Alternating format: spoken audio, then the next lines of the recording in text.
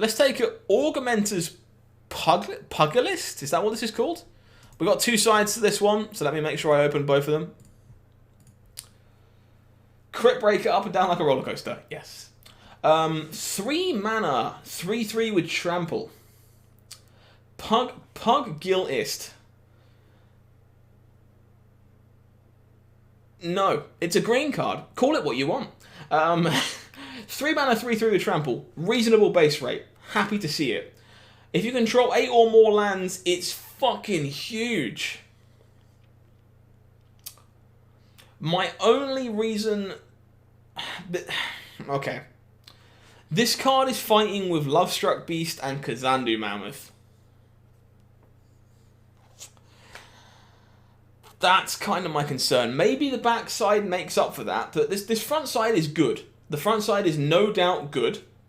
This is a playable card in a deck that can get to 8 lands consistently, but there is a lot of a big contest on the 3 mana green spell slot, like a lot. So let's see what the backside of this does.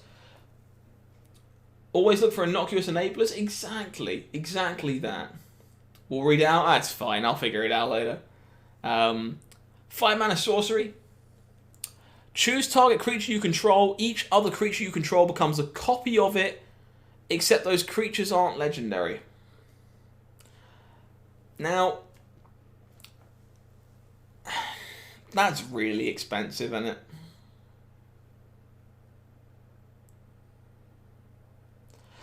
Not even so much Heliod, right? If you want to live the dream scenario, like the dream scenario with this is Toski, right?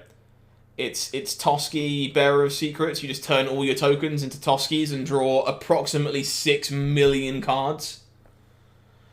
But this is kind of the problem, right? Jedin says the same thing. If your opponent plays a 3/3 for 3 on turn 3, you're happy about it.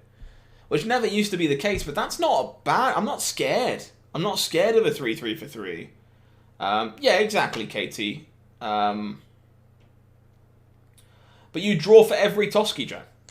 Every Toski would draw for every single Toski.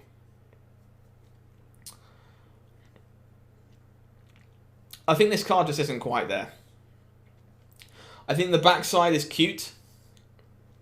And you're probably never really playing this for the backside. It's just really expensive. The front side is almost good enough. Like, if you can consistently make it to 8 lands... I tell you what, actually, maybe this isn't like the worst card in the control mirror. It doesn't like defend itself or anything, but truth be told, you can still like just cast an 8/8 with counter magic backup in the control mirror. Yeah, I'm picking at straws here. I like this card, but I don't think it's quite there. Copying Crater Hoof would be hilarious, but not good. Yeah, I think this one is just a little bit short. Cool card, very cool card, but a little short. Blex, Vexing Pet, yet another two-sided card. So let's open both sides of Blex. Blex is Bay, I'm told. Okay. 3 mana, 3/2. Other pests, bats, insects, snakes, and spiders get anthemed. When it dies, you gain 4. If any of those creature types didn't suck, this would be kind of cool. But surely all of those suck. However, copying this with Mystic Reflection or the last card is really funny. Because they all anthem each other. And that is hilarious. That's true, you do have the Pyromancer, the black creature that makes pest tokens. That's fair. Yeah, actually that's a fair shout. I like that. Freak Show Lord? Yeah, definitely. The Witch. Yeah, the Witch is definitely the payoff that lets you make pests, right? For relevant creature types of tokens. It's a shame you don't have like Ishkana or something like that to make good spider tokens. Yeah, if this didn't get stomped, this would be so much better. The fact this gets stomped is a bit sad. This is kind of close. Actually, legitimately kind of close. It plays very well with the Witch. I like the front side of this. What does the back side do? We are searching for Blex. It's a 4-mana sorcery. Look at the top 5. Put any number into your hand, the rest in the grave. Lose 3 for every card you put in your hand. Excuse me? It's like a turbocharged one-time Sylvan Library.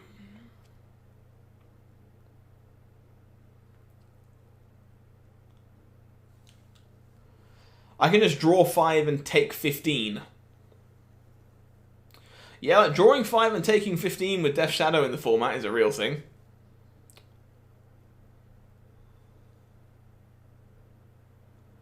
Ash has a point, actually. You can just mill 5, right? You can theoretically just, like, use this to fuel Croxer. This does fuel Croxer. Or other escape cards.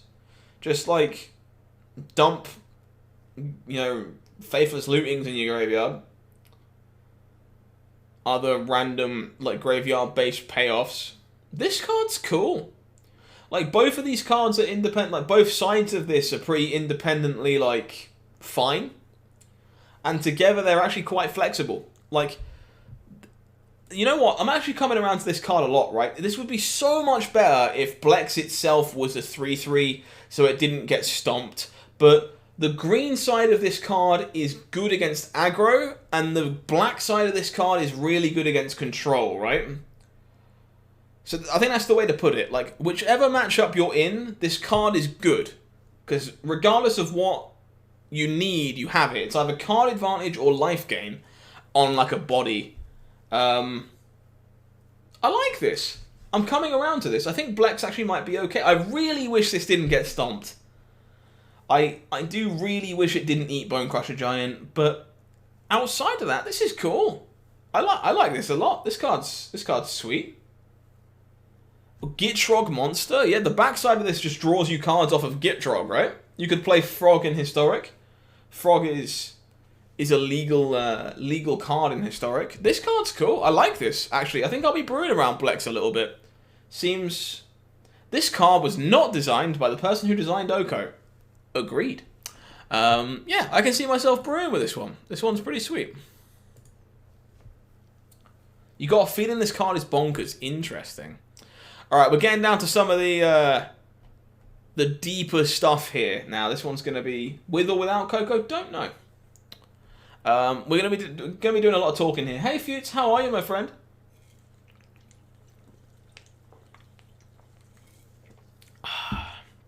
Alrighty.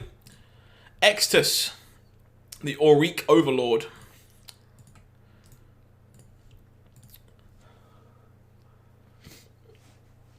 I agree, Jen. I really do agree, honestly. This is another card that got my brain ticking yesterday. Front side of this is definitely worse than the back side, I think. 4 mana 2/4, double strike. Magecraft returns non-legendary creatures from your graveyard to your hand. Backside, 8 mana spell that gets 2 cheaper for every card for every creature you sack. And it makes a 3/6 avatar token with haste that deals 3 when it attacks. I don't know, Jenin. I like the backside of this card. Like, I think if you're casting this by sacking 2 tokens at 4 mana, it's probably pretty good.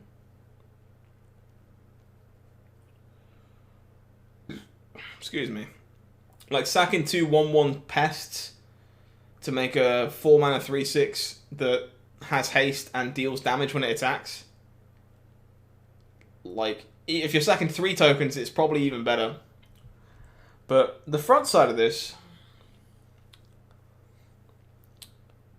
like, this is a good stat line.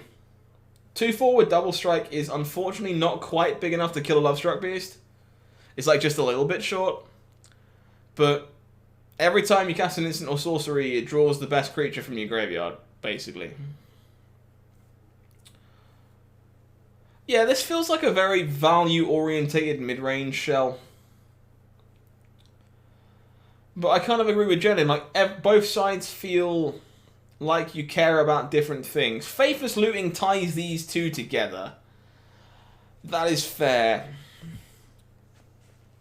But I do kind of feel like both sides of this card care about different things. It's a cool card. Like, both of the cards are independently powerful. Both quite expensive, though. A 4-mana creature really has to be quite good at the moment to see play. Yeah. Glad this card exists. Not entirely sure it's good enough, but definitely glad that it exists.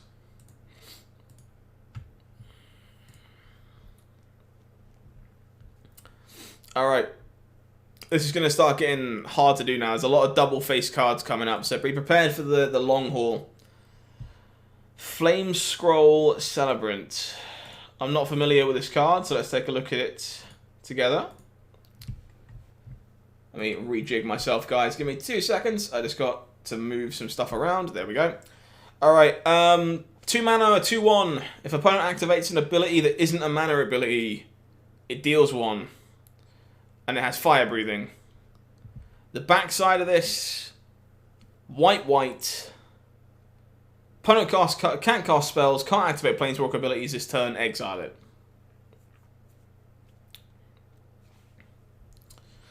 So you're probably playing this for the front half, right? This is the kind of card you're playing for the front half as like a harsh mentor style effect. And then occasionally you're going to cast this in the upkeep to shut your opponent off of spells. Yeah, this is like red aggro card that I need to stop Wrath of God. That's what this is, right? This is cast this on turn 2 to beat you to death because fire breathing and incidental damage.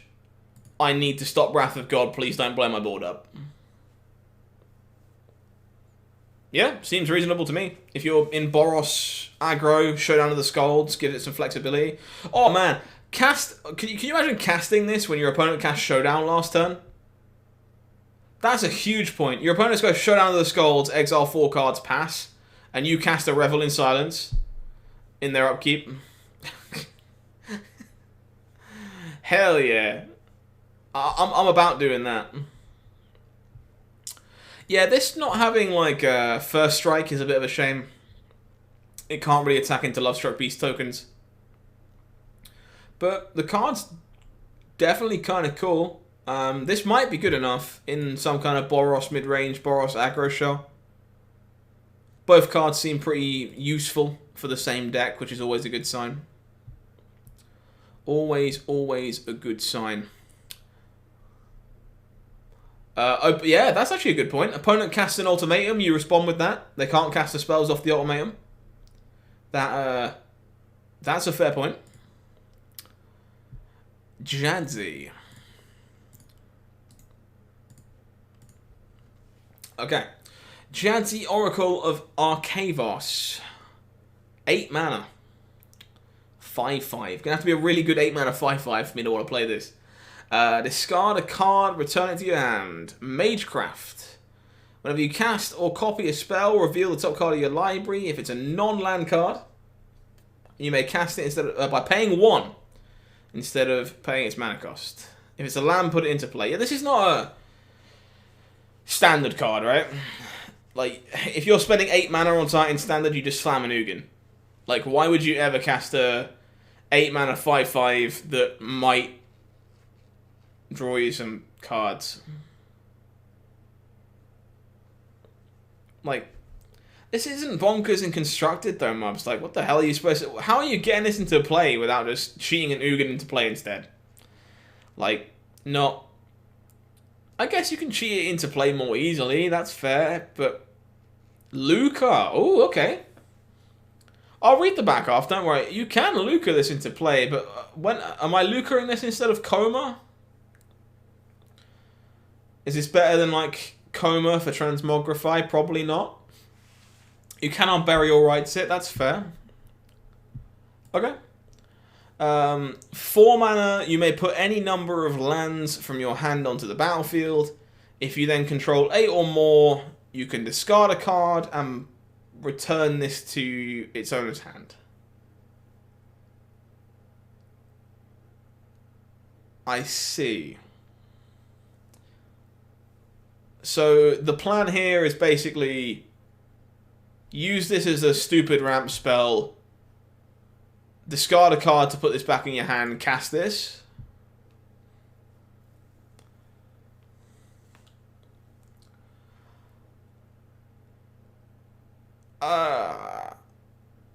I guess the backside's the good way, honestly, Jolly Flying Man. I guess that's the good way of putting a lot of lands into play. I don't think there's very many. But I'm not sure how often you have 4 lands in your hand on turn 4.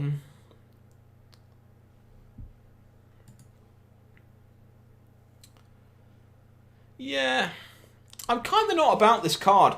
I understand what chat's on about. There are definitely some cool things you can do with it that are kind of like, you know, universally applicable. It's clearly pretty jank. But I just don't see an 8 mana 5/5 being a good card. It just gets killed by everything. It has no self-protection built in other than discarding cards to return it to your hand. Like, yeah, I think you can just do better. Like, yeah, if this was harder to kill, then maybe. But I think for the mana cost, you can just do better than this. Unfortunately. It's a cool card. It looks like it'd be a lot of fun to play. But I don't actually think it's good, unfortunately. Winota? It's a human.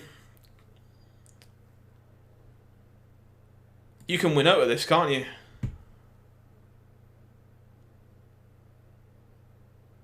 Does Winota plus Magecraft as a number? That's true. But not with adventures. Right, you can fix that problem by playing Lovestruck Beast, Bonecrusher Giant, you know, Giant Killer, because they're spells and creatures, right? So the adventure creatures fix that? That's interesting.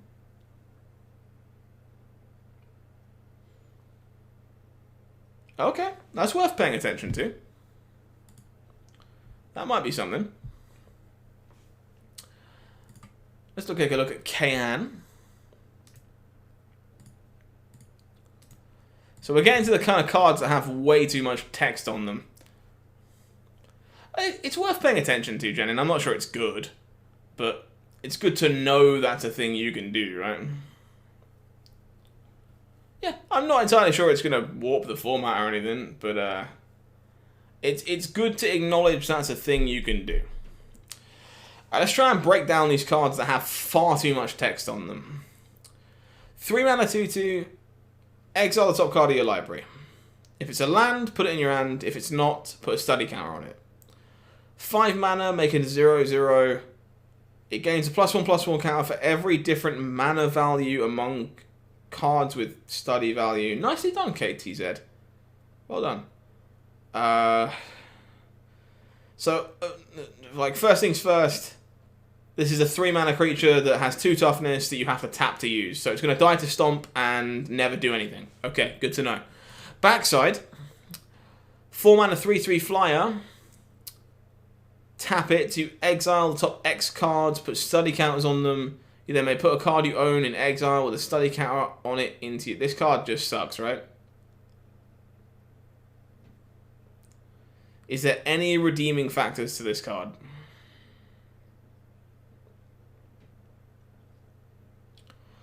I ain't seeing it, I'm going to be honest.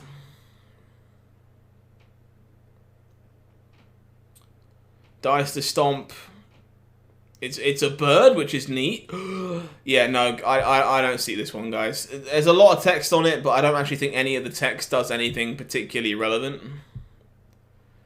Kind of off that one. Oh, goody. Let's take a look at Miller and Luca, shall we? We talked about this one briefly yesterday, but the card is definitely cool. So let's look at this again. 3 mana 2/3, doesn't die to stomp. Good fucking start. Whenever an opponent attacks 1 or more planeswalkers you control, you put a loyalty counter on every single planeswalker you control. Whenever a permanent you control becomes the target of a spell or ability, you may draw a card. So, Miller here makes stuff hard to get rid of without trading down on cards, which I kind of like. Solid front half. This is a Fox, which is a relevant creature type for Winota.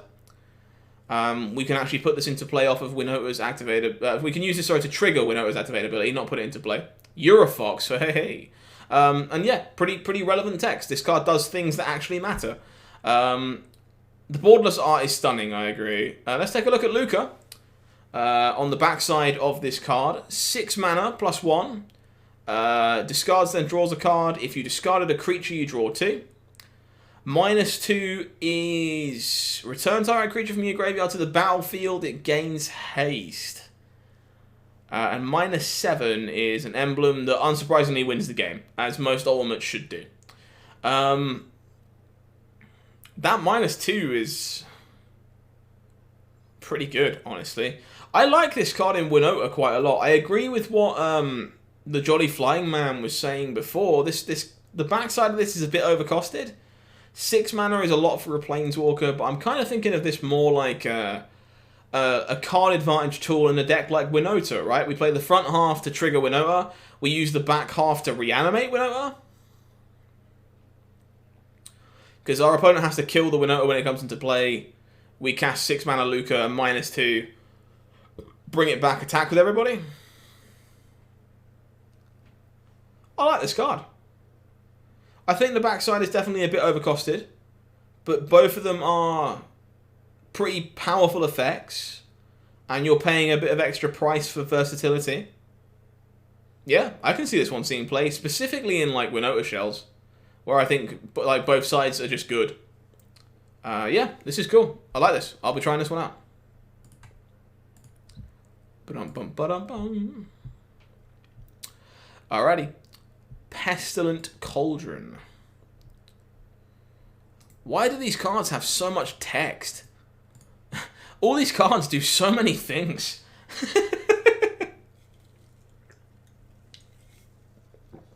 Oh. 3 mana artifact. Tap and discard. Make a 1/1. 1 mana tap. Each opponent mills cards equal to the life you've gained. 4 mana tap. Exile 4 cards from a graveyard and draw a card. None of those things seem very good. On a... I'll wait for the film to be released. Yeah. It's definitely tempting. There is so much text on some of these cards. Restorative Burst. 5 mana sorcery. Return up to 2 target creature, land, and or planeswalkers from your graveyard to your hand. Each player gains 4 life. No. This card just sucks. Both of these sides are massively overcosted. Like, all of it's just expensive. We can do better than this, I think. Like, neither of these cards is attractive enough for me to overpay for the other one. So, Pestilent Cauldron seems like a bit of a scam. Alright. Plague. Let's take a look at Plague, the Dean of Chaos, huh? Alrighty, 2 mana, 2/2. Yeah, I agree with you, Jenin, honestly. Tap. Discard a card, draw a card. Why do all these creatures have tap activated abilities? 5 mana tap. Reveal cards from the top of your library till you reveal a non-legendary, non-land card with a CMC of 3 or less. You may cast it without paying its mana cost. What? Why am I spending 5 mana and tapping my 2-drop to do that? The front side of this does not seem very good. Like, it just gets stomped, as most 2-drops seem to be getting stomped.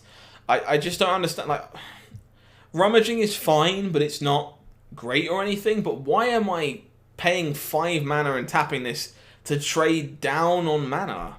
That doesn't seem very good. Let's take a look at the white half of this. Tapped creatures get +1/+0. Untapped creatures get +0/+1. Whenever you attack, untap each creature you control, and then tap any number of creatures you control. Jolly Flying Man's got the right idea. This is really funny with Magda. It's not good. It's definitely not good. But it is really funny. Again, I'm not seeing a redeeming features to this card, if I'm honest. Like, neither of these cards seems very good on either side. I'm not sure where it fits. Yeah, I mean, it's funny with Magda, but I'm just not seeing it, unfortunately.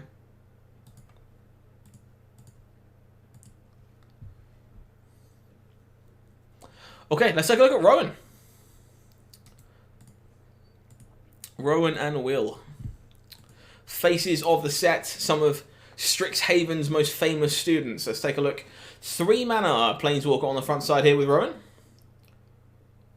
Doesn't have a back half in your opinion. Well, we'll take a look. We'll take a look.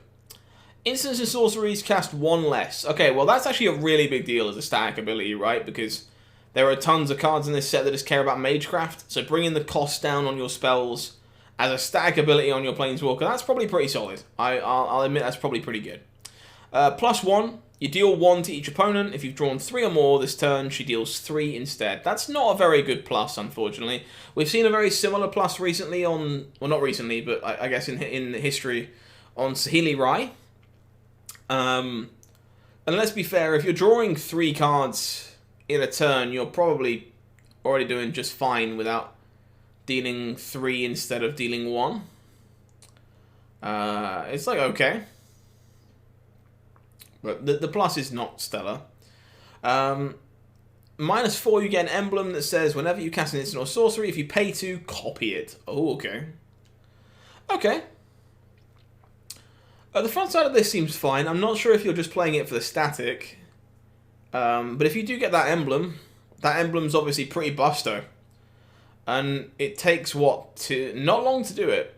So it goes to 3 loyalty the turn it comes in, then 4 loyalty the turn after, and then you just make an emblem that you can just double your spells for the rest of the game. Yeah, I think Rowan might be okay, actually. Rowan seems reasonable. Let's take a look at Will. 5 mana. Reduces instants and sorceries as well. It's more redundancy in the Red Storm deck. That's true, actually. That does seem pretty reasonable over there. It seems pretty good in the Burgee Runaway Steamkin deck. So backside of this, +1 is basically a fog effect to fog a creature. Just guess who just woke up? Probably you, Patch, I would think. It's probably a fog effect. -3 draws 2 cards. -7 exiles up to 5 target permanents, and its controller makes elementals. Yeah, this doesn't seem very good. Will seems significantly worse. I guess you can cast it in a pinch to draw cards, but I kind of agree with what Joe's saying. I think if you're playing this card, you're playing it for Rowan. Yeah, 5 CMC draw 2 is not good. That is, like, in case of emergency, break glass. I think if you're playing this, you're playing it for Rowan. And Rowan could actually be pretty reasonable. That ultimate is scary. And you do get there pretty fast. Yeah. This could see some play. I like Rowan. I think it's pretty good with the Burgee stuff, as people in chat are saying. But I think you're very unlikely to cast Will particularly often, I would think. Alrighty. Selfless Glyph Weaver. And Deadly Vanity. Alright, let's take a look at this. So, 3 mana Human Cleric. That's another Collected Company hit. Exile it. Creatures gain indestructible. It's a Cleric. We've talked a few times today about how Cleric is a relevant creature type. Yeah, that seems good. Giving your board indestructible is a pretty reasonable line of text on a 3 mana creature. This is worse than Linvala, but it is also a Cleric and is also only 1 color of mana. So, yeah, kind of, Joe. Things do feel like they're slightly overbalanced. The backside is a 8 mana sorcery. You choose a creature or planeswalker and then destroy everything else.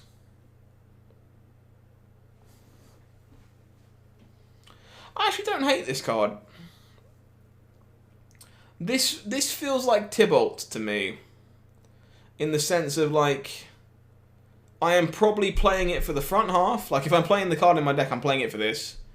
You know, a Cleric that protects my stuff, that, you know, for whatever reason I'm playing this. And then every now and then I'm going to cast this. And I'm going to blow a hole out of the board when I'm really, really far behind. I actually don't hate this. I think the black-white Cleric deck might be kind of happy to have this. It's a pretty flexible tool. Protects your Cleric of Life Bond early. Yeah, you could cheat like Bring to Light. It lets you do that thing with Ultimatum, as we say. You can sequence with Ultimatum and just pick the backside of this. Yeah, actually, I don't hate this. This card's actually pretty cool. I like this actually quite a lot. This one could see some play in some niche scenarios. Both cards actually seem pretty reasonable. Right, Shale. Dean of Radiance. I would love to get Bring to Light in Historic. Please give me Bring to Light in Historic. I would really, really like that. Honestly. Alright, so Bird Cleric on the front side again. We got more Clerics. There's tons of Clerics in this set, man. Flying Vigilant 1/1. Tap it. Put a +1/+1 counter on every creature at the end of the battlefield this turn. You see, that's actually a really powerful ability, but Jesus Christ, this thing gets killed. Yeah, it's like a worse Luminarch Aspirant. But is bad Luminarch Aspirant still good? What does the backside do? 4 mana 4/4 puts +1/+1 counters on another target creature and then deals 2 damage to that creature. Weird. Whenever a creature you control with a +1/+1 counter on it dies, draw a card. That bottom line of text is not bad. Expensive Skull Clamp. Yeah, actually, that's true. Yeah, the bottom line of text on this actually isn't terrible, right? If you're playing for counter synergy. Raging Raptors, time to shine. I don't think so. I would be pleasantly surprised. This card's so hard to evaluate. Like, legitimately, both cards seem kinda bad, but they're both kinda close. And I wonder if paying the premium for the versatility is worth it. Maybe bad Luminarch Aspirant is still kinda good. I think the backside is probably the better card, but I'm not sure.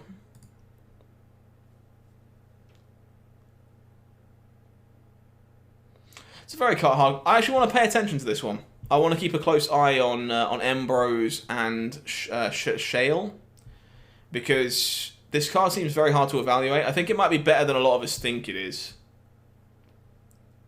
You could Coco this in. That's fair. You could Coco this in, untap, or you activate it during your opponent's turn after Cocoing. Definitely something you could do. Alright, let's take a look at Torrance Sculptor. I find it hard to believe a 4 mana 2/2 is going to be great, but it does have Ward. Ward is kind of good against Bonecrusher Giant, so maybe we'll give this one a second chance. Oh, I do love doing these set reviews, but I always forget how long they take.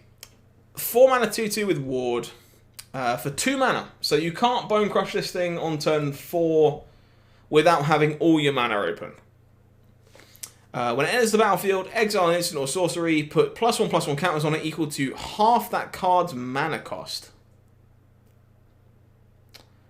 So like in an ideal world, you exile Magma Opus, which is 8 mana, right? And this is a 6/6. So the perfect case scenario is 6/6 for 4 mana that has Ward for 2 mana. It's not easy to remove. 2 extra mana is not free. Like, we've seen Frost Titan and stuff in the past be kind of relevant because an extra tax on your removal is not free. That might be good enough. What does the back half do? Flamethrower Sonata. 2 mana sorcery. Discard a card, draw a card. If you discard an instant or sorcery, it deals damage equal to that mana value to target creature or planeswalker you don't control. So the backside of this card is gasoline. Yeah. The backside of this card is pretty great. Yeah, so front half can just be a 6/6 threat. Back half is just 2 mana removal spell. Assuming you can always discard an instant or sorcery, which you have to assume you can probably do the majority of the time. Okay, yeah, I like this. You're playing it mainly for the back half, I think. But sometimes you're just going to cast a 6/6 on turn 4. Like, this thing's not easy to kill. This attacks through Lovestruck Beast if you can exile the 8-drop. Like, even semi-consistently. Okay. Yeah, this card's cool. I could definitely rock some Torrance Sculptor. That seems better than I thought it was going to be. Alright. I'm not even sure we're like halfway through this set yet. It's kind of mad. Avildia, Dean of Perfection. Let's take a look at this one. More is it? So 3 mana 2/2 that has to tap. I'm getting so sick of seeing this stat line, man. Like it's not a good stat line. You can exile an instant or sorcery card from your hand and put 3 hone counters on it. It gains at the beginning of your upkeep. If this card is exiled, remove a hone counter from it. This card is trash. This is not seeing anything outside of commander play. It's suspend, but with more words on it for some reason. Why is this wordier? What does the backside do? 5 mana 4/4. Beginning of your upkeep, exile the top card of each opponent's library. You may cast spells from among those. If you cast a spell from exile, it gets bigger. No, this card is a commander card, and it's not going to see play anywhere else. I will go on the record as saying that. Cool in commander, god awful everywhere else. Okay. Valentine. I know there was someone in the chat excited about this one. I can't remember who it was, though. Let's take a look at Valentine together. 1 mana, Joe. Okay, 1 mana, 1/1 with Menace and Lifelink. That is a reasonable stat line. If a non-token creature an opponent controls would die, exile it instead. When you do, you can pay 2 and make a pest. So this is like Bad Kalitas. But for 1 mana, Bad Kalitas is reasonable. And this is like quite aggressive. Like 1 mana, 1/1 Menace Lifelink. That seems cool. Actually, the front side of this seems pretty solid. It's Golgari, so I'm interested. Fair enough. What does the backside do? 4 mana. It's a rest in peace on a body that I can Coco and search for. Good point. You can actually search for this with like Ranger of Eos and stuff in Historic too. That's actually very cool. I like that. 4 mana, whenever you gain life, you can pay 1. If you do, put a +1/+1 counter on every creature you control, and those creatures gain trample until the end of the turn. This card seems good. Yeah, no, straight up, this actually seems pretty solid. I think you're going to be casting Valentine pretty consistently on turns 1 to 3, but the backside of this is just completely reasonable if you already have Valentine in play. Because attacking with Valentine triggers this, and then makes Valentine bigger, makes everyone get trample. Like, you're definitely playing it for this side. But the green side is pretty defendable. Especially if you already have one in play, which is huge for legendary creatures, right? Well, that's what you want with legendary creatures, is like, already have one in play, the second one doesn't suck. So, yeah. This is good. I think this card is actually very playable.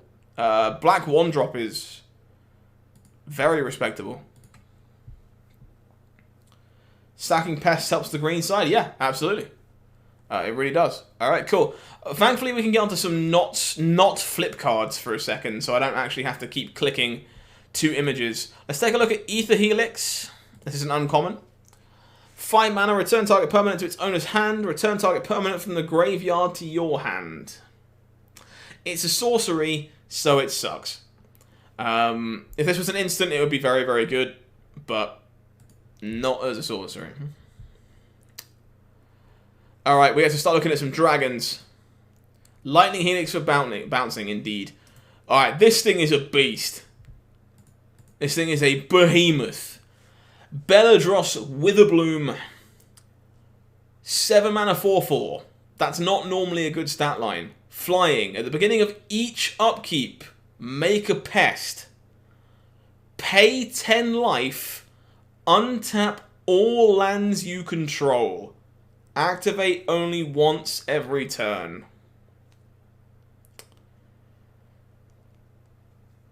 I don't think this is good enough for Constructed, but damn, it's cool. Like, you're going to have some pretty sick turns with this card where you go 7 mana, cast it, pay 10, untap my lands. You ever cast 2 ultimatums in one turn? Yeah, true.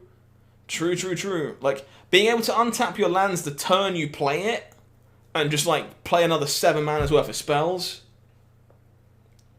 You can't get this off Ultimatum because it's gold. Unfortunately, you can only get monocolored cards off Ultimatum. Sadly. Maybe this isn't like a bad... Maybe this is solid in like non-blue control decks, right? Because you can just hold up interaction. You can be like, slam Witherbloom, pay 10 to untap my lands, go. And I just have like counter magic or removal. I think this is a bit too expensive for standard, but that's a hell of a powerful ability. Like, paying 10 life to just untap your lands is good, I think. Especially when you can gain so much life off of the other ability on this card. Yeah, this is cool. You're evil. I like this. This card's sweet. I would be surprised if it did much in standard, but it's cool. This is a heck of a fun card. I think this will make a really good commander, and it's clearly designed with that in mind.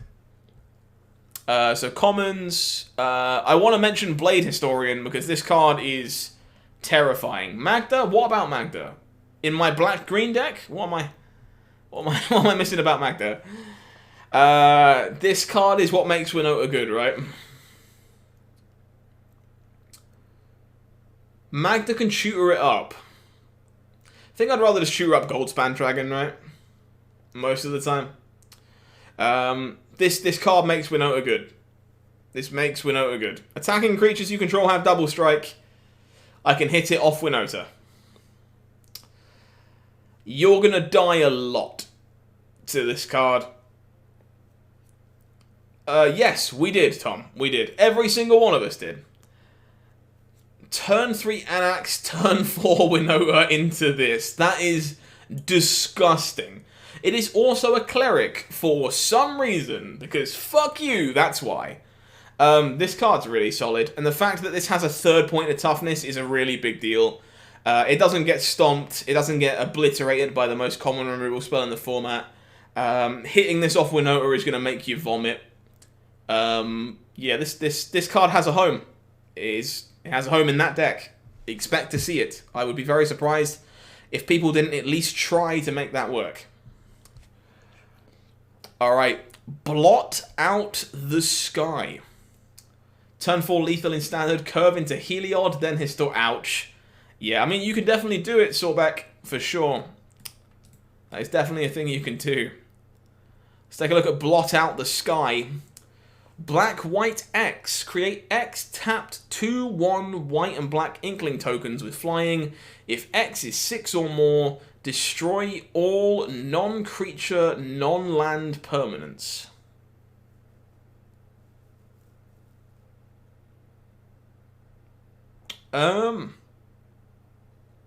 This isn't very good, right?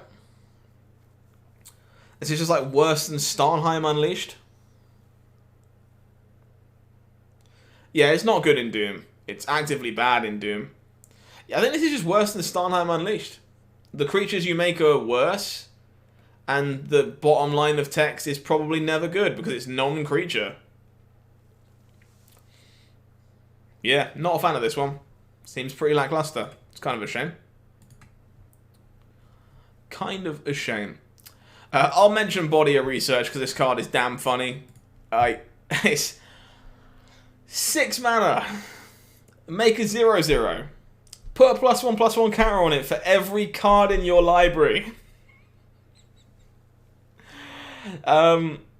Is this card good? No. But is it damn funny? Absolutely.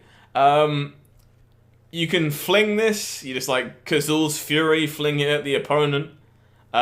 You can do a 2-card combo in Historic with Simic Ascendancy. You can just make a big fat idiot that's like a 41/41 and put enough counters on Ascendancy to win the game.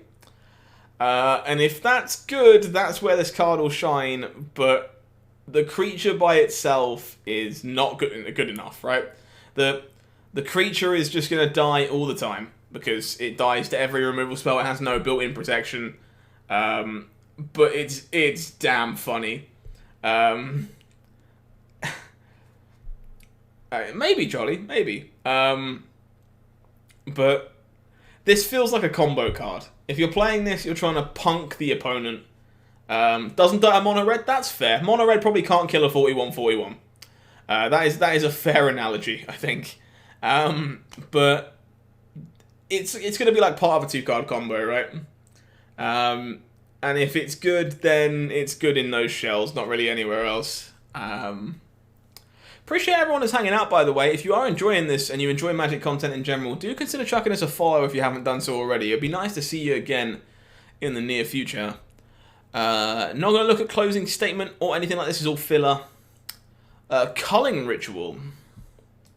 Let's take a look at Culling Ritual. 4 mana sorcery. Destroy. Hey, Bibbler, thank you very much for the follow, my friend. I appreciate that. Welcome to HowlingMines. Lovely to have you here. Destroy each non-land permanent with mana value 2 or less. Hey, Joe, thank you for continuing your sub, my friend. I really appreciate that. That means the world. Thank you for supporting my content. This seems too expensive, right? If this was 3 mana, this would probably be very good. It's in that, like, Cry of the Canarium 3 mana situational sweeper slot. But 2 or less, you're welcome, Joe. 2 or less seems a bit narrow. Maybe Jolly. I'm not entirely sure. Like, not killing 3 drops with your 4 mana sweeper seems kind of dodgy.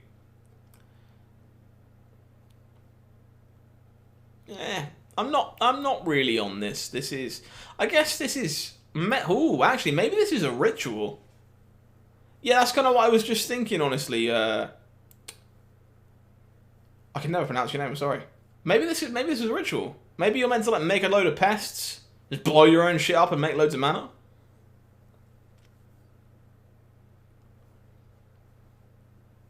Maybe. Board out of the board to nuke Cage. Oh, it does kill Grafdigger's Cage. That's fair. That is a good spot. Okay, maybe this has some situational uses.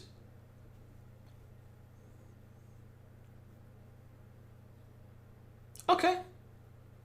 Yeah, I've come around to this a bit. There is definitely some decks that would want this. It's definitely more situational, but I've come around to it. Yeah, there's definitely some decks that would want this, I think. This is a very cool card. It's got some like hidden uses that aren't immediately obvious, which is kind of what you like to see. Alright. Culmination of Studies. Excuse me. Exile the top X cards of your library. For every land exiled this way, you make a treasure. For every blue card, you draw a card. For every red card, you deal a damage. This card would be so funny with Painter's Servant. I very much agree that it would be damn funny with Painter's Servant. Honestly, this doesn't seem so bad. This is definitely like a... So this is a payoff to ramping, but it's also half of a ritual itself, right? Like, how many cards do you think you need to exile on average to make your mana back?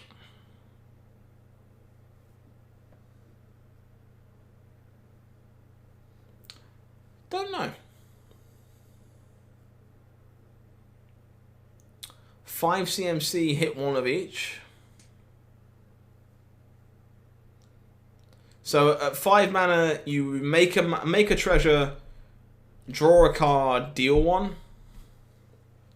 I guess that's way worse.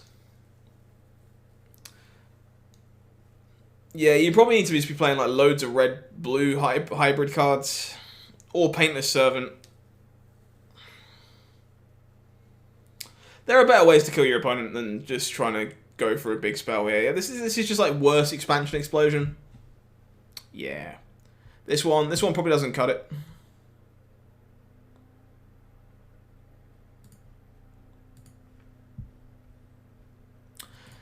Demogoth Titan. Now this card is cool. 4 mana, 11/10. Now that is a fat ass. It's a big boy. But whenever it attacks or blocks, you gotta sacrifice a creature. So this card will definitely see play alongside things like the Great Henge, alongside Colossal Plow, like fling effects, like things that benefit from it having 11 power without it having to attack. If you stick an Embercleave on this, I'm gonna laugh my socks off. Because cleaving this is damn funny. This reminds me of Rotting Regisaur, like, so much. It's a shame you can't company into it, but like, it just reminds me of the stupidly overstatted creature with the downside. And Regisaur was super playable, and I think this very likely is super playable too in the right shells. You definitely got to build around it, make it work, but outside of black, it's really hard to kill an 11/10. That is a thick boy.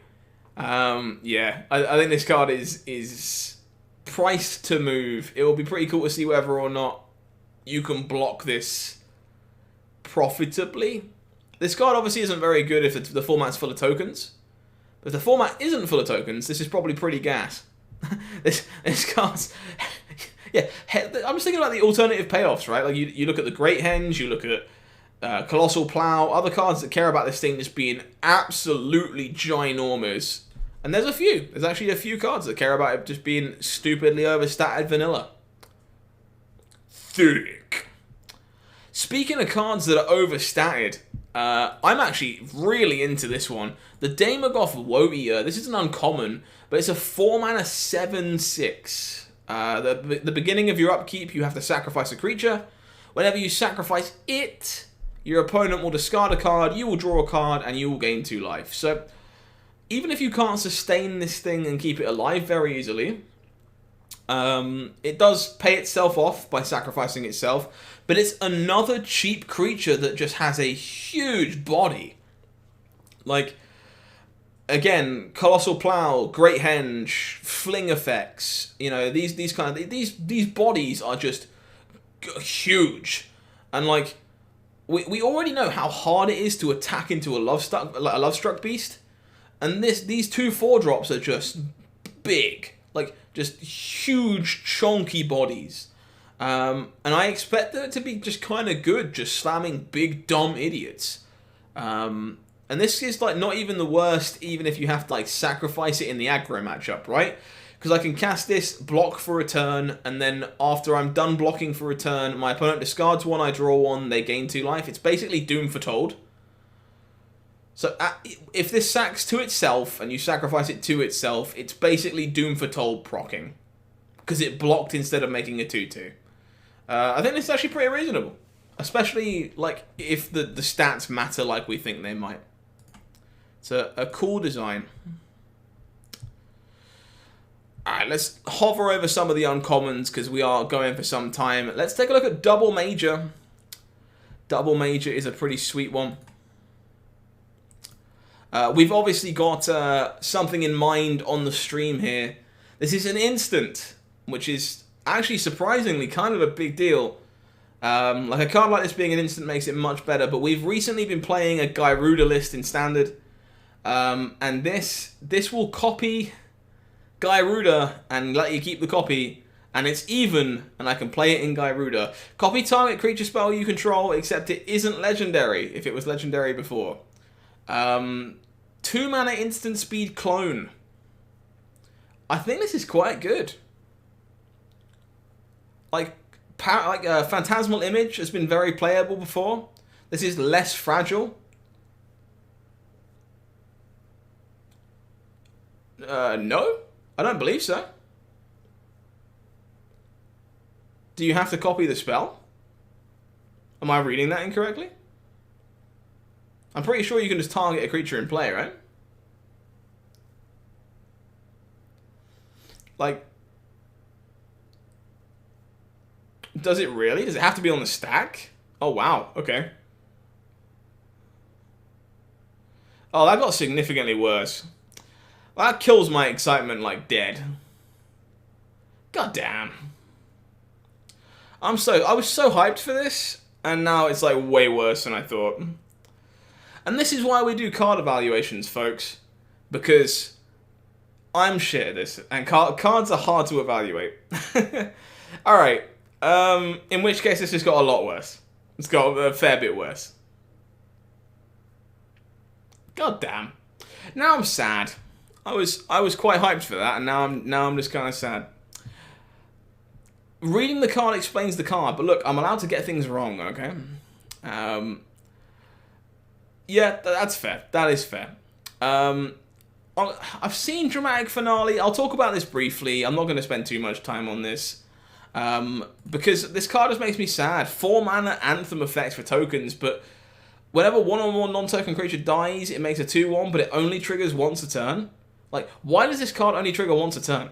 Would this be too good if it triggered multiple times a turn? I don't think so. This card just sucks in comparison, I think, to Intangible Virtues and stuff like this, which is a bit of a shame, because like this, I think this card would be reasonable if it triggered multiple times a turn. It just sadly doesn't. I do not know what this card does. Let's take a look at Elemental Expressionist. Yet another card that has more text than most of my college textbooks. 4/4 for 4. Magecraft. Whenever you cast or copy any sort of sorcery, choose target creature you control. Until the end of the turn, it gains, if this would leave the battlefield, exile it. And when you exile it, make a 4/4.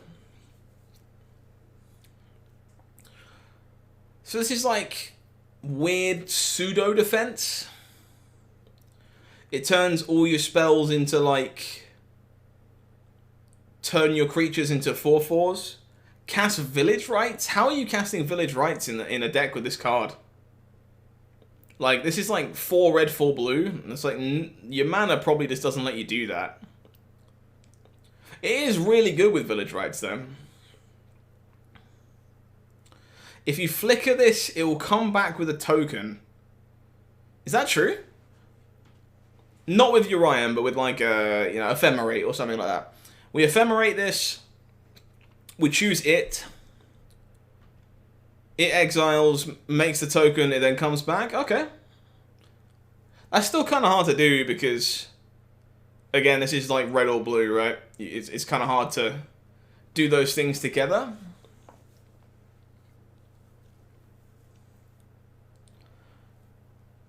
I don't know. This card seems really hard to evaluate. I think it's a lot of the things that would make this card cool and will let you pull like sweet tricks with it are kind of alienated by the colors that it's in. It being like so hard on the blue-red seems kind of hard to make it work. This is the kind of card that could easily be a lot better than it looks though. Also, it's an Orc Wizard. And I need more Orc Wizards in my life. Alright, that's cool.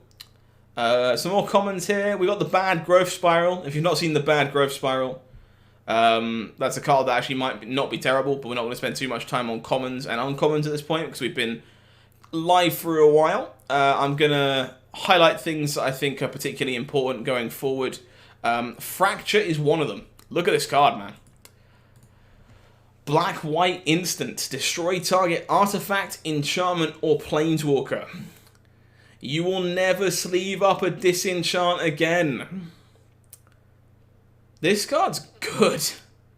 Like, if you just want an artifact enchantment removal spell in your sideboard, playing one that might accidentally kill a Teferi is probably pretty great.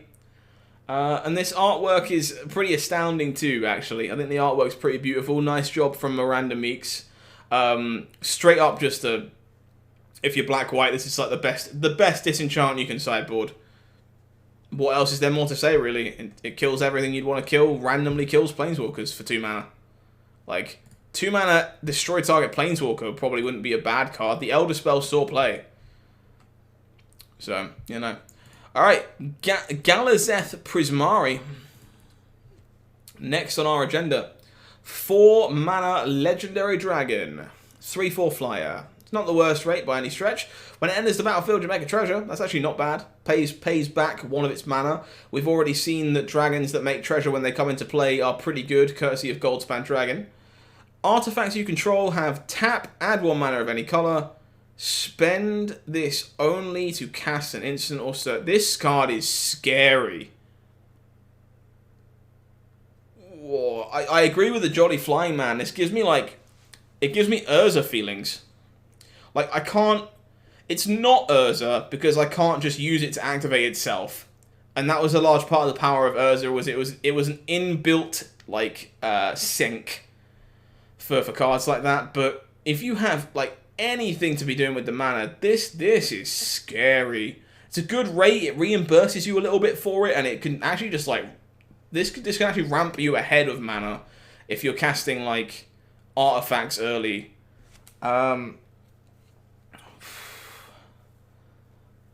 Yeah, this card's cool, man.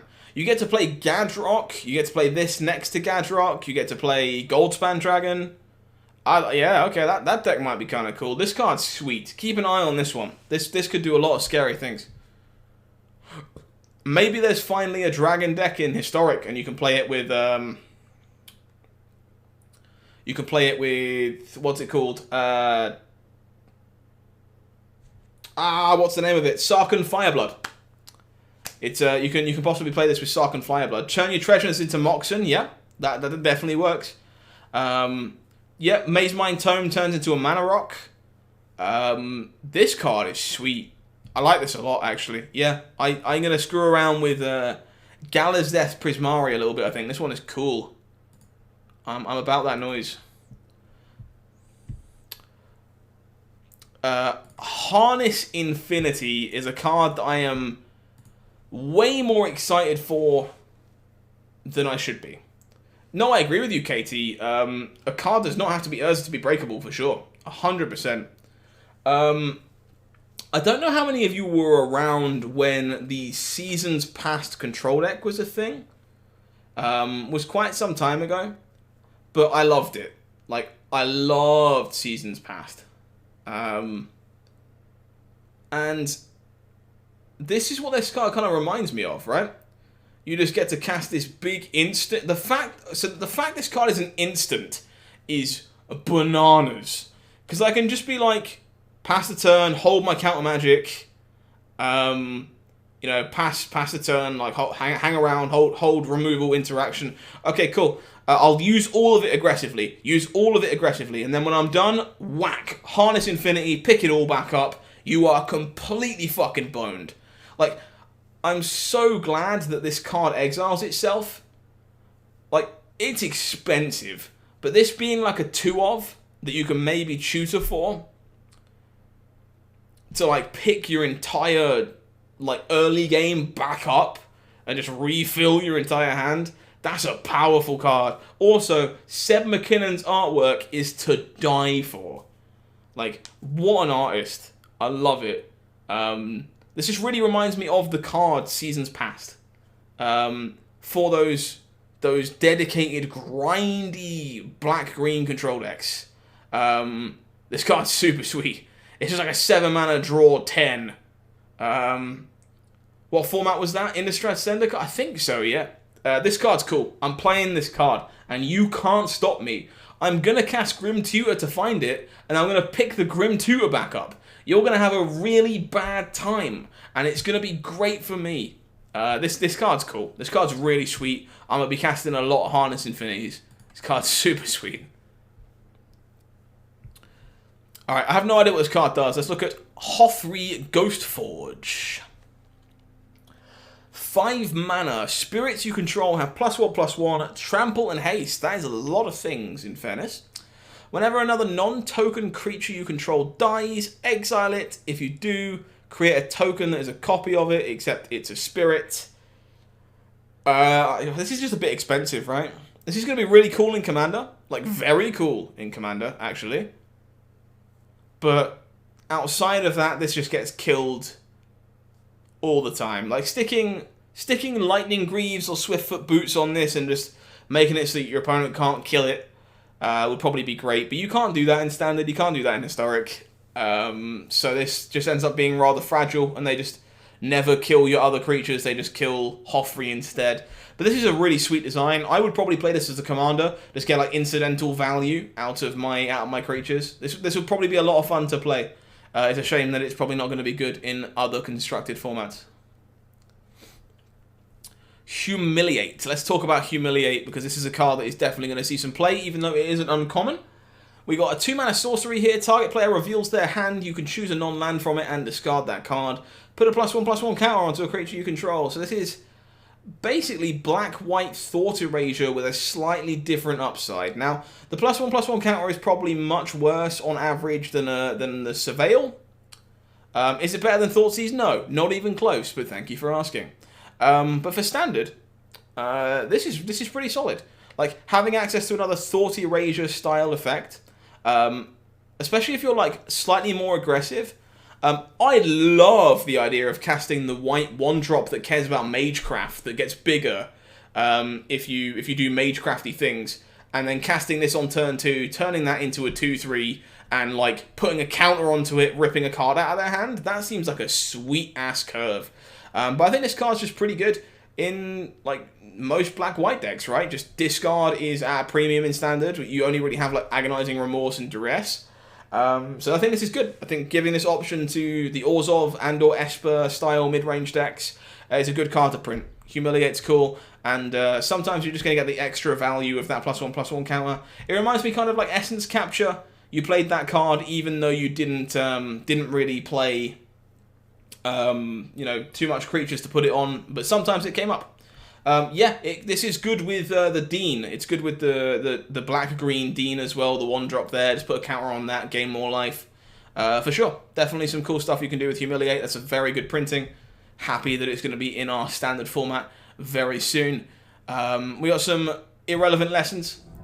Hey, I'm going to call you UI because I can't pronounce that name. Uljid 13? We'll go with that. Thank you very much for the follow, my friend. I appreciate it. Welcome to the channel. I'm glad you're enjoying yourself. Let's take a look at Kasmina. Now, Kasmina here is a very hard card to evaluate. 3-mana Walker with 2 loyalty when it comes into play, but every other Planeswalker has the loyalty abilities of Kasmina. +2 scries 1. The -X creates a token with X amount of stats.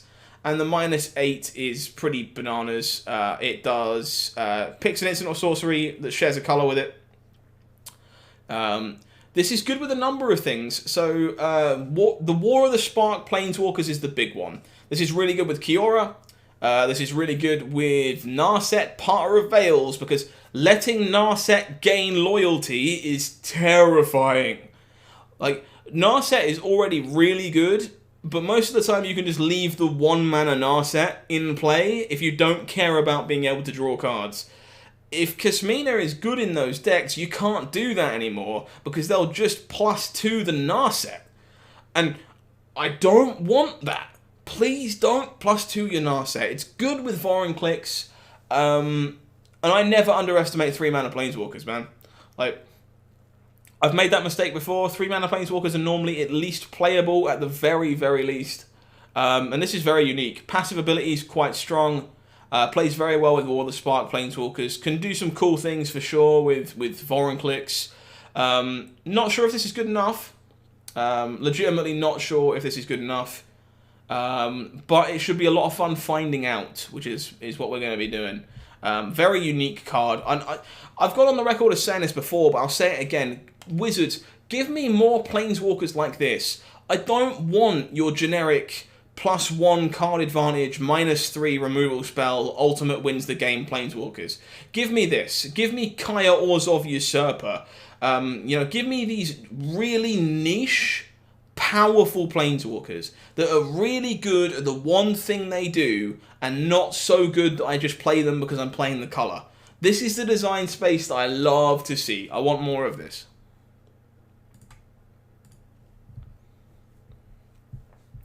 Alrighty, let's take a look at Lorehold Command. If you're not familiar with the set at all, you may have just found out there are commands in this set, and I love commands. Again, any card that gives me multiple gameplay decisions and makes me feel like my decisions matter, I'm on board. 5 mana instant for this one. We choose 2. We make a 3/2 with Spirit Creature. I need to remember these spirits aren't flying for some reason. Creatures you control get +1/+0 and gain Indestructible and Haste. Deals 3, you gain 3. Sack a permanent, draw 2. This one's a bit expensive. At 5 mana... 5 mana is quite a lot for this card, to be honest. I think the most used modes are probably going to be the bottom 2. I would think you Lightning Helix, draw 2. At 4, it probably would be busted. I think you're right. I think at 4 mana, it would probably be a bit much and probably too good. But 5 mana does feel like a lot. So most of the time, you're Lightning Helixing and drawing 2 cards at 5 mana. That's probably pretty acceptable, given that you also have the flexibility. Like, making a 3/2 instant speed, pretty cool. I guess you can even make an indestructible blocker, right? In a weird world, you can... Actually, this can lead to some blowouts. You can like make a 3/2 block with the 3/2, do 3 damage to something else. You sack the creatures you steal with the command. Actually, sacrificing a permanent, like you can like claim the firstborn your opponent's stuff and then just like sack it off. That's very true. All right, I think it's going to be very hard for these commands to be too bad. I think this one is a little expensive. But all these abilities are... like, I can see myself selecting these. There's not a single ability on here I'm like, I would never pick that one. So that's a good start. I think this command is kind of cool. It's a bit expensive, but definitely cool. I like it. Lorehold Excavation. I'm pretty sure someone mentioned to me this card is not relevant, so I'm just going to skip over it for a second. Let's take a look at Magma Opus. This card is dope. Wait, why am I waiting? Lorehold is actually good? Okay, I'll take a look at it in a second. Maybe I was misinformed. It's fine, Joe. I'll take a look at it in a second. Don't worry about it. I could definitely have been misinformed. Magma Opus, 8 mana here at instant speed. Deal 4. Tap 2. Make a 4/4. Draw 2. You can discard it early to make a treasure. Now, we've talked about Magnum Opus a lot tonight because it plays very well with a lot of the other like payoffs for Prismari. There are like cards that cast instants from the graveyard for early and cheap. There are cards that care about treasure tokens, which this card also lets you generate. And also, this is just a super powerful effect at instant speed, right? I'm going to be casting some of these off Torrential Gearhulks, whether it's good or not. Let's be very honest about the situation. But I actually just don't think this is that bad. It's never a blank. It's basically, a bad ramp spell early and one hell of a powerful spell late that synergizes with a lot of the other Prismari cards. I think this is exactly what a Mythic should be, and I agree with you, Bit X Boy. This is great with Gearhulk. Casting this off Torrential Gearhulk is just... yeah, this is super synergistic with so much of the stuff that Prismari and Izzet is doing in this set. I think it's a fantastic design, and it will definitely see play as a direct result of that, because it's just good enough everywhere and a payoff all by itself. I love it. I think this is a really cool design. The name is a great pun. Yeah, I like this. I like this a lot, actually, to be very, very honest. So I'll pop back because Joe told me this card is apparently not actually terrible. Let's take a look. Lorehold Excavation. Punsy McHale for sure. Alright, 2 mana enchantment here then. At the beginning of your end step, mill a card. If it's a land, gain a life. If it's not, you deal 1. You can exile a creature card from your graveyard to make a 3/2. This is like a sideboard card, right? This reminds me kinda of Molten Vortex with upside. So that I can, against the control matchup, I sneak this under counter magic. It slowly burns my opponent, and eventually I pay 5 mana and make a 3/2 that they can't counter. Sure. So it's just like a reasonable anti-control sideboard tool for red-white. It's kind of hard for your opponent to interact with this. It comes down early, like incidentally does damage, because you're probably going to mill spells more than you mill lands. Yeah, okay, cool. This actually seems like a really nice little sideboard card for aggro shells against control, actually. This is pretty sweet. Glad this one exists. There's some payoff stuff too, also good to know. So let's take a look at Manifestation Sage. Open you up. 4 mana here as well. When it enters the battlefield, you make a token. You put counters on it equal to the number of cards in your hand. Now, this is just another 2/2. Like, you can't play a 4. How many cards do you reckon you have on average on turn 4 in your hand, right? Let's say, for example, you play a removal spell on turn 2.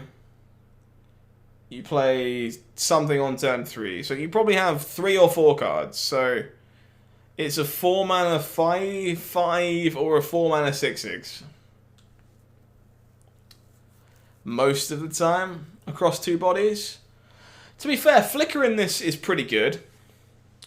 That's fair. This is actually not bad with like Thassa or Urian or, you know, similar stuff there. It's actually not terrible in those spots. It's a bit hard to cast. But in general, this is really, really solid in those spots. It plays very well with those flicker effects. I like that actually quite a lot. Hadn't thought of that. Yeah. This not being able to get Coco'd is a shame, for sure. I know Joe is more passionate about that than me.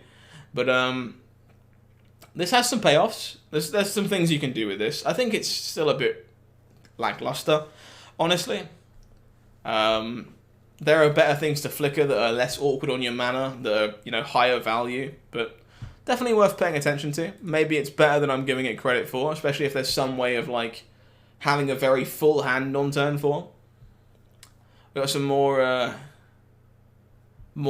general filler in this area. Worth noting that Mortality Spear exists. I'm not going to highlight it too much, but being able to destroy non-land permanent for 2 mana if you gain life is very powerful in specifically the themed pest decks.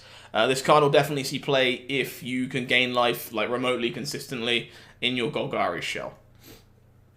Let's take a look at Prismari command. It's pretty good with Cat Oven. I think that's fair to say.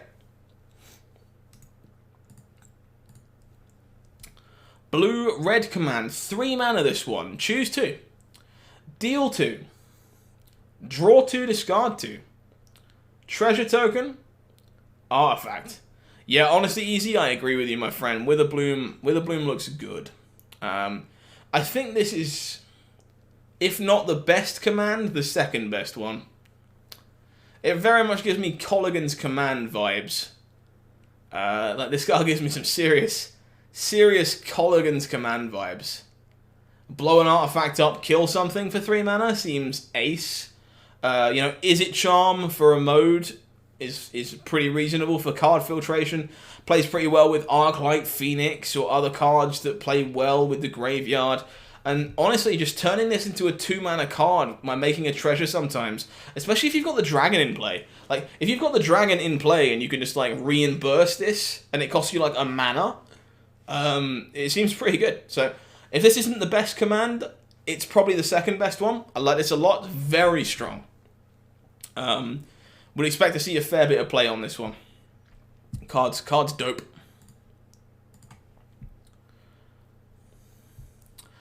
Alrighty, we got some more draft filler, commons, uncommons, some synergy pieces. I'm not going to spend too much time on these. I'll hover over them real quick to make sure I'm not missing anything that's like super important. Otherwise, we'll take a look at the Quandrix command. Is this that bad? I mean, we'll take a look. I've not reviewed the command. 3 mana hit instant as well. Okay, so we can return target creature or planeswalker to its owner's hand. Blue bounce effect, sure. Counter artifact or enchantment. So we put a null on this as a mode. Okay, 2+1/+1 counters. Okay. Target player shuffles up to 3 cards from their graveyard until... No, this one sucks, right? Is this good? Why is this good? Why do we think this is... Why do we think this is a good command?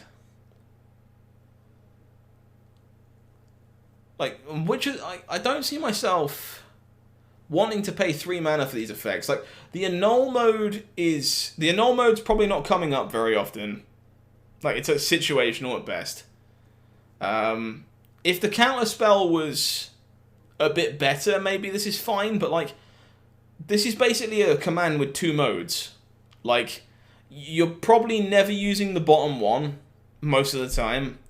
You're probably never using the second one most of the time. So most of the time this is bounce spell plus counters. It's flexible, but I don't think you're ever really using 2 of these modes, which is kind of a shame, really. I'm not a fan of this one. Not a fan, personally. Rumors are it was a mono-white command. I mean, maybe. Yeah, I think this is the one that... Like, Grave Hate is important, Joey. I agree with you, my friend. But I'm not sure... Like, we've already seen a few cards in this set that do that better. There is some, like, a lot of tacked-on Graveyard Hate that is just more efficient than this. So I'm not entirely sure. I think this is the least impressive command we've seen so far. The Prismari one is definitely better. I even think the Lorehold one is better than this. So not a massive fan of this. It doesn't draw a card. No. I'm not sold on the Quandrix command. I would be surprised if this was one of the better commands, but I could definitely be wrong. Radiant Scroll Wheeler. Let's take a look at this one. Wielder? I said wielder. Yeah, but all of the commands are, Joey. Like, every single one of them is. That's kind of the problem. 4 mana 2/4. Instant or sorcery spells you control have lifelink. No, I don't think the Lorehold one is bad, actually. I think the Lorehold one is perfectly fine. I just think it's worse than Prismari. At the beginning of your upkeep, exile an instant or sorcery at random from the graveyard. You can cast it this turn. If a spell cast this way will be put into the... this doesn't reduce the cost on it, right? I agree with you, Joey. Like, I'm not saying the card is necessarily bad, but if we're talking about good 3-mana commands, we're talking about Prismari command, I think. Because it's much closer to Colligan's command than the green-blue one is. It's just... It's not flexible enough. I don't think 2 of those modes are coming up very often, personally. This seems kind of awkward. Yeah, you're not reducing the cost on anything with this, so you're having to spend full cost. You can't guarantee the card that you want. Yeah, not a massive fan of this. Seems a bit overcosted, honestly. Card's cool. I love the idea of giving it instants to sorceries lifelink. I would love to see that more often. But this body isn't particularly big. 4 mana is quite a lot for this card, and you can't really control this bottom part, which is a bit of a shame.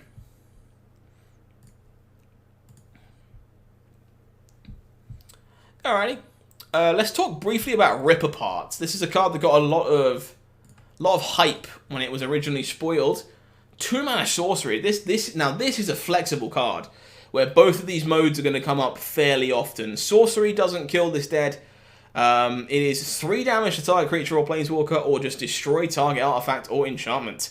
That is flexible. That gives you some options. Most of the time, this is just going to be 2 mana kill a creature, which is a perfectly acceptable card in standard.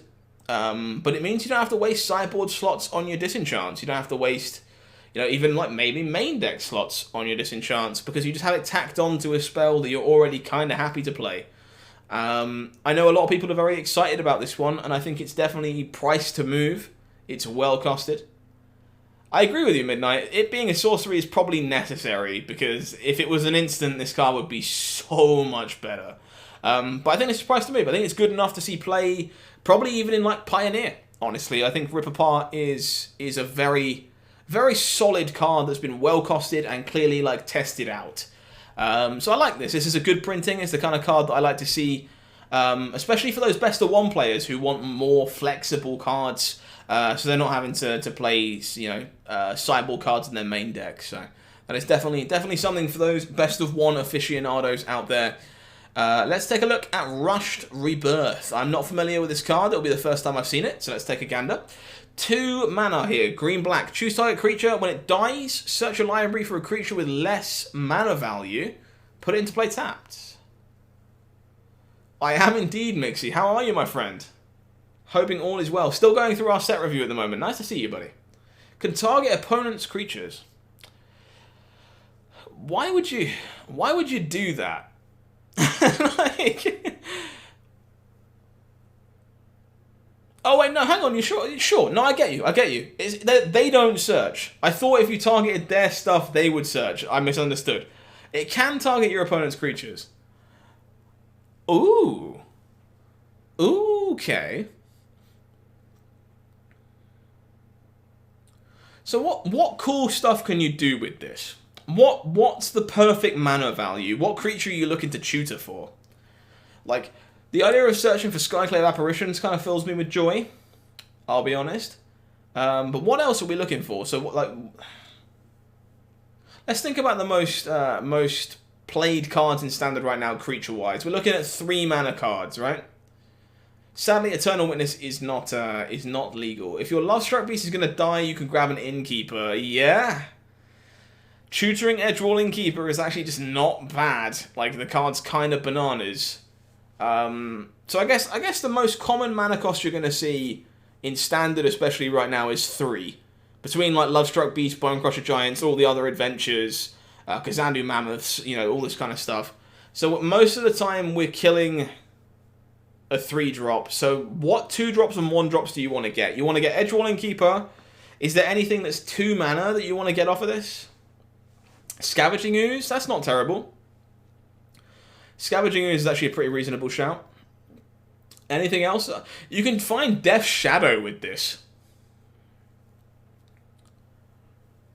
So you Rushed Rebirth your opponent's creature, you Fatal Push, and you get a Death's Shadow? Does Volky Tibalt work? No, because it puts it into play, you don't cast it. So you can only get the Volky. You can fetch Cat, you can fetch Valentin. Ooh.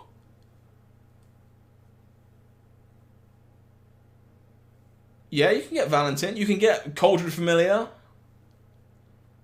This card's actually pretty legit, isn't it? This can do some cool things. Instant speed makes this unique too. Yeah, sure. This is going to be fun to play around with. There'll be all kinds of hidden synergies with this card that you don't necessarily see. Yeah, cool. I look forward to trying this one out. There's a lot of cool targets to search up there. We get Shadrix, Silver Quill. Let's take a look at the next Elder Dragon, 5 mana. 2/5, Flying Double Strike. Now this is a really cool design. At the beginning of combat on your turn, you may choose 2. Each mode has to target a different player. Make a 2/1 with Flying. Draw a card, lose a life. Put a +1/+1 counter on every creature you control. Maybe, Joe, maybe. You might very well be right. This is such a cool design. At 5 mana, this is actually pretty well costed. 2/5 Flyer Double Strike, pretty good stat line. And I love the idea. It's like I love Rankle, Master of Pranks, like cards that make me make these hard decisions with many choices. And having to target both players here makes this so cool. Like, if I give you the 2/1, you can block. If you don't have creatures, obviously I can just pick the counter one, and then you won't put counters on the start. You reckon anything that's worded Elder Dragon goes in a specific format? I'm not sure I agree. I think some of these might actually be okay. I mean, Dragon Lord Ojutai was obviously fantastic. So it's very easy for a 5-mana dragon to be pretty reasonable. I think if you can mitigate the downside of this, you're probably in good shape. I think the stat line on this is actually just pretty solid. The artwork here is dope.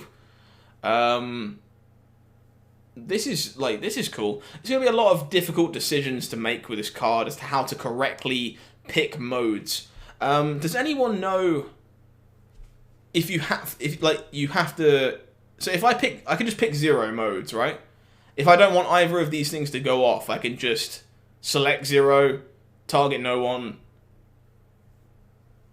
and just have a 2/5 flying double striker.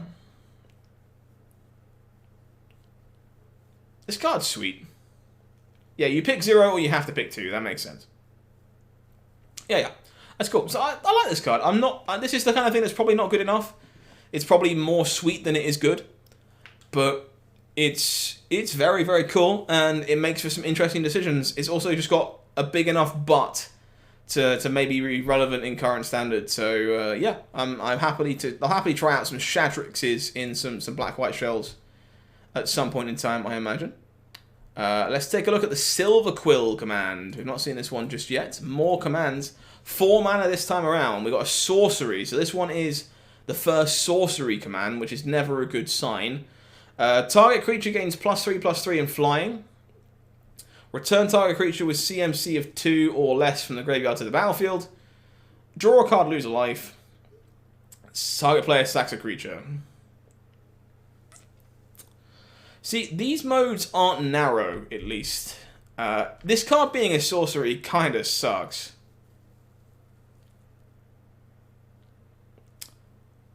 Yeah, the bottom ability does get around hexproof and stuff like that. The bottom ability is decent against auras, but this card's 4 mana. The draw a card, lose a life mode is like slow AF on a 4 mana card. Yeah, unfortunately, I think this is pretty bad too.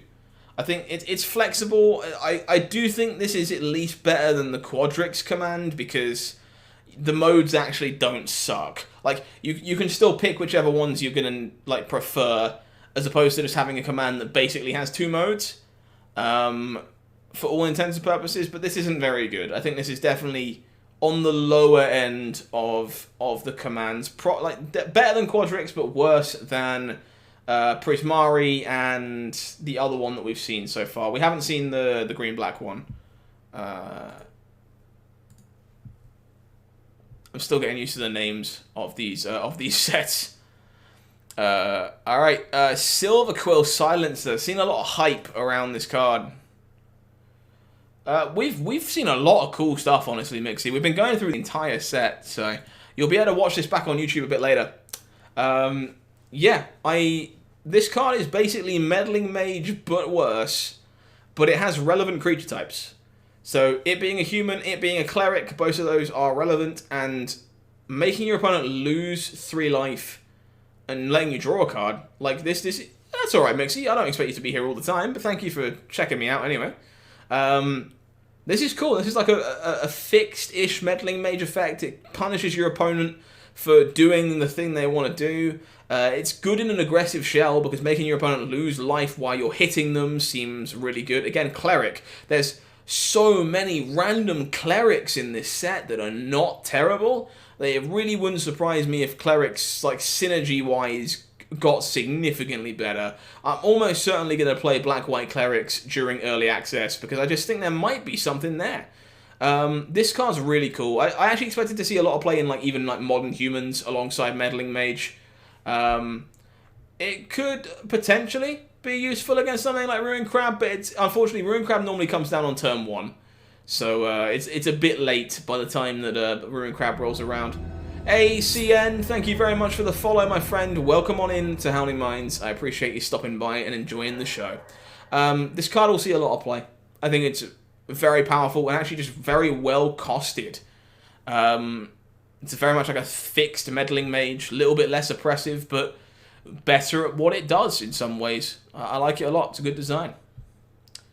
Appreciate all the follows and support tonight, by the way, guys. It's been lovely having you here. Hopefully you've been enjoying the set review. If you have missed any of it, you care about certain cards, it'll all be on YouTube in the space of a day or two. I'm live here 5 days a week playing all kinds of Magic, and I'm looking forward to early access and Strixhaven in the course of the next couple of weeks. Feel free to chuck us a follow if you haven't done so already. It would be really cool to see you in the future. We get the Quandrix Dragon up next. Let's take a look at Tanazir Quandrix. 5 mana, Elder Dragon 4/4, skip it. I'm not going to skip it. It's still a mythic. We should talk about it. Flying Trample. Whenever it enters the battlefield, double the number of +1/+1 counters on target creature you control. Sure. That's actually not terrible. It reminds me of God Eternal Ronus in some ways. When it attacks, you may have the base power and toughness of other creatures you control become equal to its power and toughness. Is this not, like, semi-reasonable? Like, this plays pretty well with all the crappy tokens that get made from stuff like Clarion Spirit, the Witch, most of the green-black stuff in this set that makes, like, the fungus, the 1/1s that gain life. Like, attacking with this and turning them all into 4/4s or bigger is kind of cool. Yeah, you might just be able to be Sultai, though, right? Plays reasonably well with... Yeah, all the Simic tokens get a lot bigger because it's all +1/+1 counters. This affects base power and toughness, so the counters still stay on top. My main concern is that this is a bit fragile. 5 mana 4/4 that does nothing the turn you cast it is probably just going to die a lot, is the sad truth, I think. It's pretty cool. It could be good with, you know, Toski style decks, just like a general overrun, but it seems pretty easy to shut this thing down. So I'm on the fence as to whether it will be good enough. I'll probably try this one out at some point and get a feeling for it, one way or the other. We will have to wait and see. For Lisette, yeah, sure, absolutely. Up next, Vanishing Verse. Now, this is quite the little card tucked away in the Orzhov colors again. 2 mana instant, exile target mono-colored permanent. So better ultimate price. It exiles. It's an instant. It's permanent. This is nasty. This card does a lot of things. What does it not get rid of is the concern, right? So in Historic, you don't kill Mayhem Devil, you don't kill Korvold, you don't kill Binding of the Old Gods. What other... You miss Tybalt, that's true. You can't exile a Volky. Hello, Painless Servant, yeah. You miss Coma, yeah, that's a fair one. But most of the things you're missing... So it would appear most of the things you're missing with this card... You can get with the new Vraska's Contempt variant, the 2 mana one. You can let them draw a card to cast for 2 mana. That kills all the things this doesn't, and this kills most of the things that doesn't. This kind of reminds me of like an Assassin's Trophy style card to answer problematic permanents. This is very effectively costed. I have no doubt this will probably see a fair amount of play, especially in Standard. It does hit the Great Henge, it pops a Chrome Wars, it hits Embercleave. Hitting Embercleave is huge. Like, 2 mana instant speed, no, please don't smack my face in with your massive sword, is a card that I'm kind of interested in playing. So, yeah, I think this one is good. I think Vanishing Verse almost certainly going to see a fair bit of play. This does not hit Ugin, unfortunately, because Ugin is no colours at all. It does not have any... And you have to be mono-colored to exile this, so sadly it does not answer Ugin. But this one is sweet. This card's going to see a lot of play. You can hold me to it. I think this one is quite good. Alrighty, we get Velamactus Lawhold up next. Another Elder Dragon. Yeah, slightly different D-Spark, but a bit more flexible. So 7 mana Elder Dragon. Flying, Vigilance, Haste. I'll double check it in a second, Joe. Give me a second. When it attacks, look at the top 7 cards of your library. You may cast an instant or sorcery with mana value less than this card's without paying its mana cost. Put the rest on the bottom. this card is never doing anything remotely fair. Like, if this is playable, you're reanimating it, and it's going to cast Time Walks. It's going to cast Auron's Epiphany. It's going to cast Time Warp in Historic. So, if this card is good, you're going to cheat it into play, you're going to smack them, and you're going to take all of the extra turns so you can do it again. And it comes into play with haste, so you can do that the turn that it comes in. As long as you're like fairly likely to hit a Time Walk in your top 7.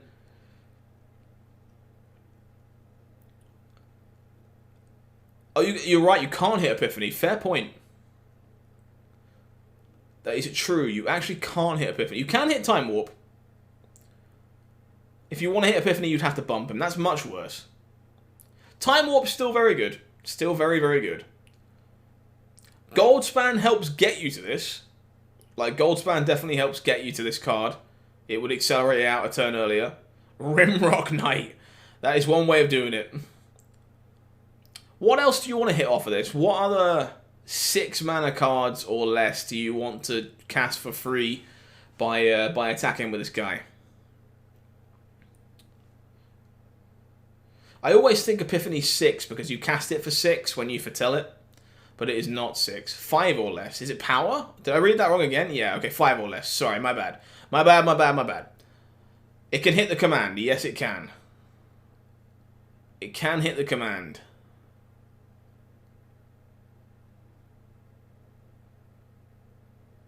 Any command. Fair enough, yes. Is there anything else? Like, instants or sorceries-wise? We've talked about Time Warp in Historic. Like, you're not casting ultimatums off of this because you can't buff it effectively. Chance for Glory. Yeah, I mean, Chance for Glory is another turn spell that you can hit. Warleader's Helix isn't legal, I don't think, but you can hit, like, Lightning Helix in Historic. Sadly not. Discontinuity is 6 mana, right?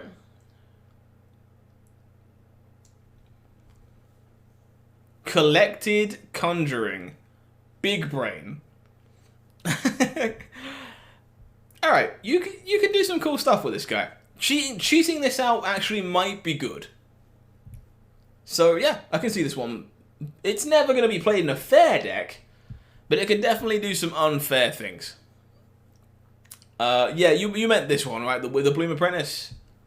Only thing of board wipes in red-white? Yeah. This card is actually really cool. This is a really slick payoff. So 2 mana 2/2 here, unfortunately, gonna get stomped. You can definitely transmogrify it. That's true. You can cheat it out with Lucre and transmogrify. Like, Lucring that out sounds hot.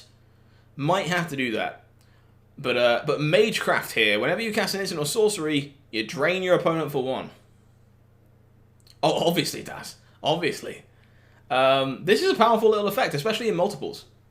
It's kind of easy to kill this, but if it remains alive, this damage is going to add up pretty fast. Think like Stinger out of Cycling, whatever it's the red cycling creature that pings your opponent for 1 every time you cycle. This is that kind of payoff. If your deck's doing its thing and you're not being interacted with, this is going to add up pretty fast. It's going to do a fair amount of damage. Could definitely see some play.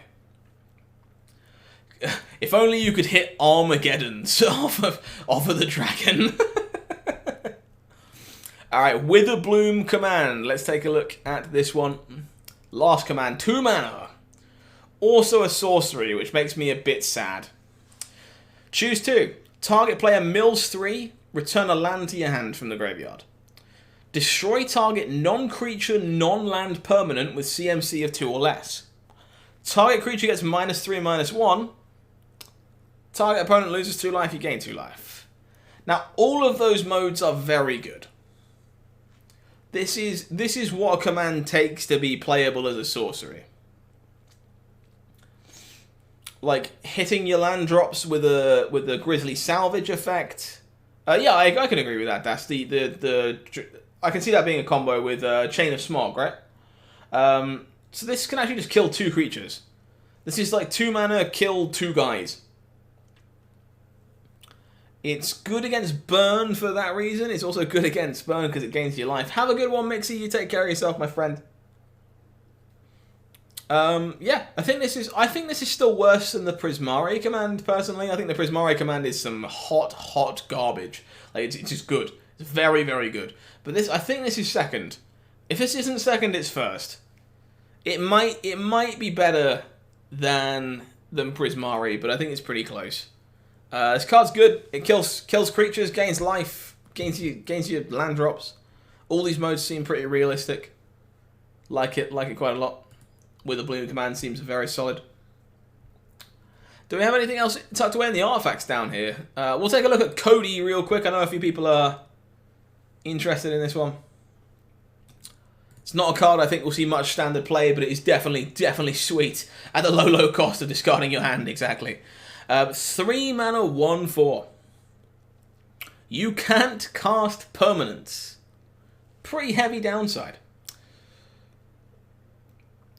4 mana, tap it, add Wooburg. When you cast your next spell, exile cards from the top of your library until you hit an instant or sorcery that costs less. Until the end of the turn, you can play it for free. This is a super cool 5-color commander. It will see a lot of play as a 5-color commander for being very unique, as a very sweet build around. Part of me wants to donate this to my opponent with Harmless Offering and be like, good luck casting the spells that are in your deck. Other than that, it's a pretty reasonable engine. Like, I'm banning this in my commander group. Fair enough. I actually think the activate ability is pretty solid. I think, unfortunately, it's a bit fragile outside of memes. Like, it's going to be great in Commander. It's going to be a really good meme card in Historic and other scenarios. But I don't actually think it's good, which is a bit of a shame because the book is adorable. The book's really cool. If only it was ever so slightly better. Cards are great. I'm glad it exists. It'll be really fun in some of those other casual formats. I don't think I'll be banning it in mine either, but everyone's entitled to ban whatever they want to in their playgroup. Next up, we've got the Biblioplex. Now, this card, I've read it once, and to me, for Tend the Pest, I'll take a look at Tend the Pest in a second, dude, don't worry. I read this card once beforehand, and I feel like it's either broken as hell or terrible, and I can't tell. Taps for colorless, or you spend 2 mana and tap it to look at the top card of your library. If it's an instant or sorcery, you can put it in your hand. If you don't, put it in the graveyard. But you can only do this if you have exactly 0 or exactly 7 cards in hand. It's a fixed Library of Alexandria, which is a really good reference from a flavor perspective, because making the Biblioplex, which is another library, reference the original library, is sweet. I think that's a great flavor design. But I can't make my mind up if this card is insane or really bad. Like, and I think it's only one or the other. It's never going to be kind of medium, right? Let's say we're playing, you know, a collected conjuring style deck. Our deck has 33 spells in it. 33 hits, instant or sorcery, right? If we have 33 instants or sorceries, this card is absurd. Right? Like, surely if the majority of the cards in your deck are hits, this is bananas. And I'm really hard. Like, it seems like such a hard deck building cost to get this card to work.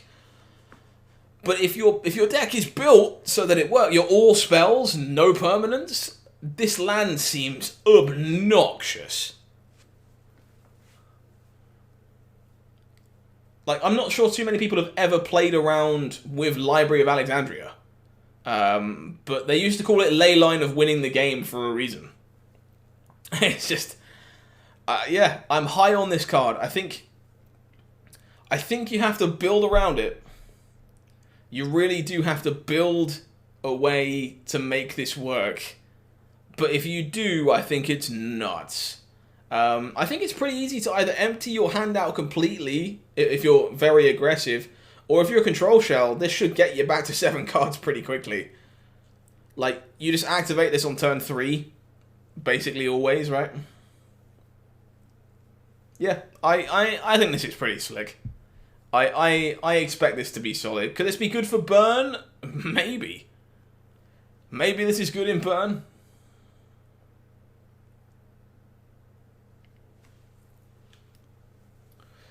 You know, your plan is just have 7 cards, activate this, draw your 8th, play your land, throw a burn spell at their head, untap, do it again. I don't know. I like this card. I think it's really hard to build around. Like, you need a very specific deck to make this work, but I think in that deck it's going to be obnoxiously good. Land, activate, die on turn 4? Obviously don't activate it in the aggro matchup. What are you doing?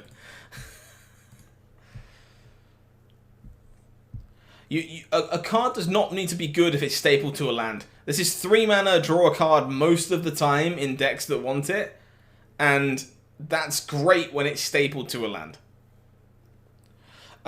We'll briefly talk about the Shadowlands. I think these suck. It's pretty well documented that most people aren't fans of these.